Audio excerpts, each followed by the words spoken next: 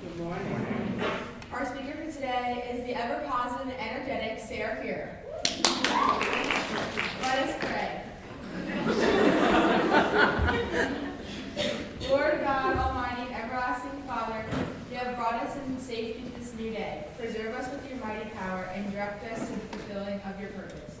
Through Jesus Christ our Lord. Amen. Amen. Let us stand and sing verses 1 through 3 up to number 74 and lift your voice and sing. A reading from the book of Psalms. Open my lips, O Lord, and my mouth shall proclaim your praise.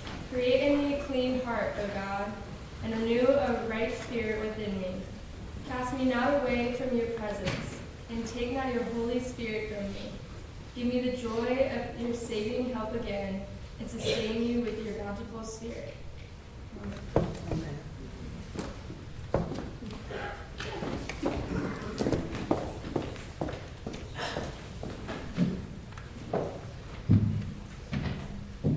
Hello.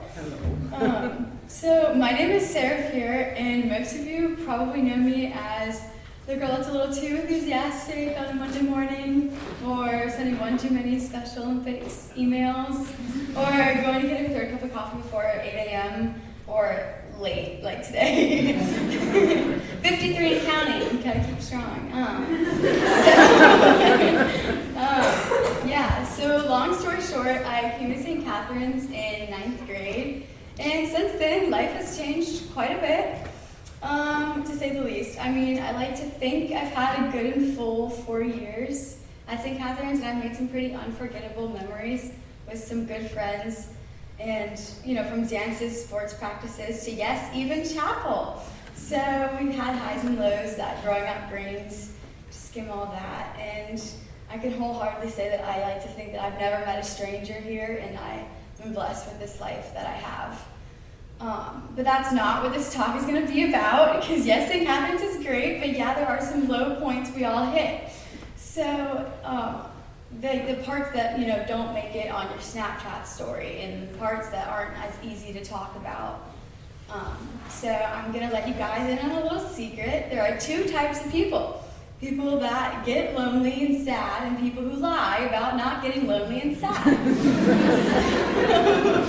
To paint a picture, last spring, most of y'all might remember that I had foot surgery, and that shook my world a lot.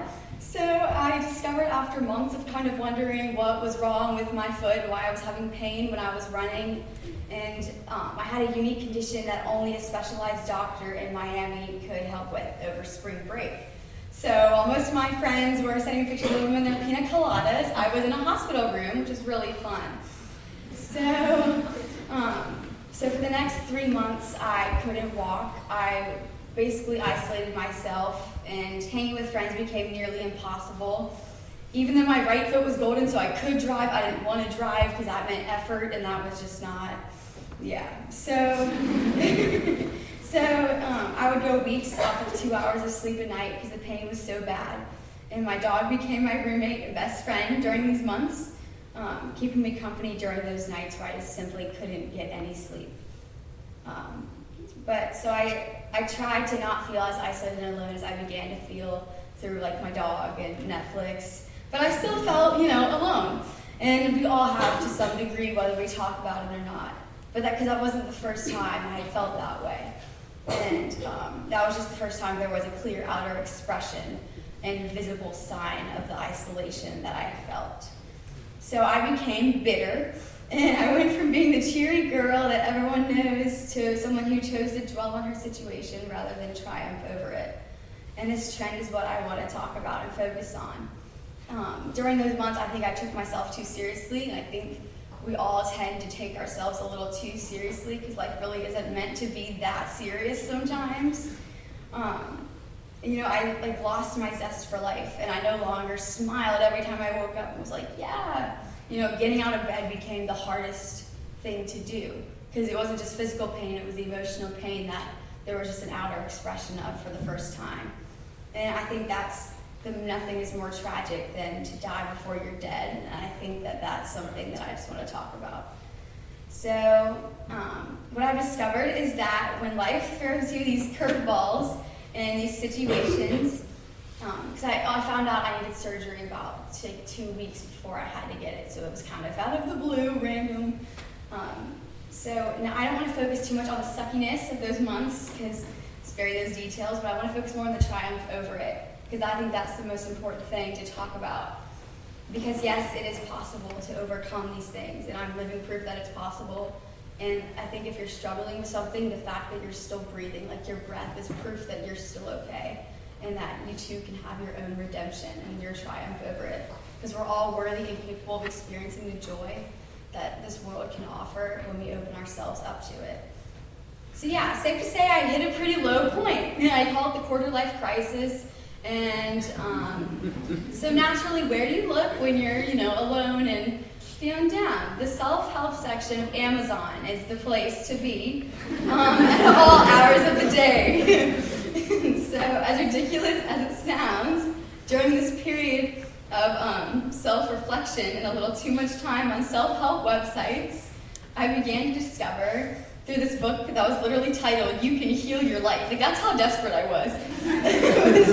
was that, like, while my high school career had been crammed with, like, community service and serving other people, because that's my passion. Like, I love helping the helpless, and, I have over 500 hours of community service. That's my passion, but helping others, I sometimes had neglected to help myself. And that I spend so much time focusing on, loving the loveless and trying to help everyone else. But sometimes if you don't focus on yourself, then what is the point? Because you are just as valuable as everyone else. And that loving yourself is nothing different than loving your best friend. Because that's who you should be. You should be your own best friend, because you are worth that. It's not weird. It's not narcissistic. It's not like, oh, I'm awesome, I'm better than everyone else. It's like, no, you have a right to love yourself. It's okay to say that. It's okay. And it shouldn't be some weird concept that only hippies and yogis do. Like, it should be, everyone should just love themselves. And so every 2 weeks, every summer, I work with autistic kids to try to help them integrate them into the community and love themselves. And nothing brings me more joy. And then the Virginia Home, which is a place for people with disabilities where they live and find community there, that has become a second home to me over the past 4 years. And I'll drop anything to help a friend or family member. And I was always inspired by people like Mother Teresa, Nelson Mandela, people who go out of their way to help other people. But I think the main thing I want to focus on is in helping others. I need to also help myself sometimes, and loving others, you need to love yourself, is just as valuable. So I'll never forget freshman year when my friend Eva, who was like a little self-help guru herself, she said that one of her favorite quotes was that God said to love your enemies, so I turned around and loved myself. And that quote shook me when I heard it. I was like a little 14-year-old freshman, y'all know. I was like, what? Like, loving yourself? Like, what is that? Like, because we search our whole lives for love, and we're always looking for other people, and like our posts on whatever, and like doing other things. But the greatest love you can ever do and give is from yourself and from within. So this period of self-reflection is still going on for me, and I think it's a lifelong journey that all of us are going to be on. It's not I'm going to discover myself and I'm going to be great. Like, no, it's like you have to keep working at it, and it's an ongoing process, but it's so worth it, and that's what I really want to convey to everyone. So during this period, I started to open myself back up to the joys and wonders of the world, and I began to forgive people from my past that you hold on to. And when you open yourself back up to love and life, it changes everything. So one of the things I was challenged to do in this book that I was reading was to look yourself in the mirror. You do it every day, but to look yourself in the eyes and say, I love you, I really love you. And that was really weird to me. I was like, that's so narcissistic and creepy. If someone walked in and you were like, I love you, I don't know, that's so weird. But I did it, and I literally just started crying, because you never do that to yourself. You're always telling other people, oh my gosh, I love you, you look so good today. But when do you ever do that to yourself? You never look in the, people are so hard on themselves. Even just walking around the halls, you always hear, I hate my outfit. My hair looks so gross today. Oh my gosh, my acne, blah, blah, blah, blah. But everything can change when we start to just love ourselves. Because when we ever, our bodies are such miracles, and everything is such a miracle, and we just don't see it as much. There are miracles all around us. And so instead of dwelling on the negative aspects of the foot surgery, I began to be grateful for the lessons that it taught me. For one, it brought me to Miami, which is a beautiful place. Go Canes. I'm a little biased, but yeah, and it gave me a new appreciation for the little things, just like being able to sleep 8 hours without waking up with shooting pain or walking, and the little things like that. So it was a long process, but throughout it, I started to learn to sing in the shower again, play guitar again, because these are all things that I used to do, but I stopped doing because I lost my love for life for a little bit, and I started to schedule more time for my friends and myself also. And I also said, I love you to my mom for the first time in too long, and things like that we start to forget to do as we get older and life starts to get in the way, and we start to neglect to treat ourselves well. And I think it's just important to remember to do that. So the one golden rule is to just love yourself. It truly, and it's not weird. You don't have to think it's weird. You don't have to tell everyone you're loving it. You're just fine. Because you also, once you start to love yourself, you can love others more passionately. So my volunteer work only became better once I started to love myself, because then you can give that. You only can give what you have. So there are also so many little I love yous all around us, in disguise. So a stranger holding the door for you, and Dr. Birkenbrough coming to randomly check up on you in the halls. It's okay. It's a place of mixed reviews, St. Catherine's, but there are people here who love you and people who support you, and you should be one of those people for yourselves. So also, I want everyone here just for a second, just to wrap up my speech, think back to when you were 5 or 7 years old, and how you probably had one thing you just loved to do.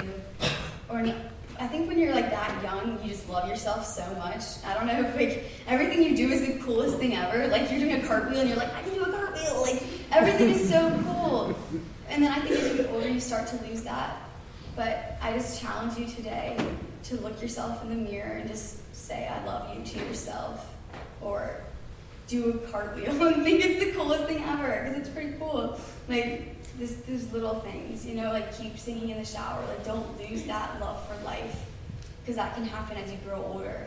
Just don't lose that.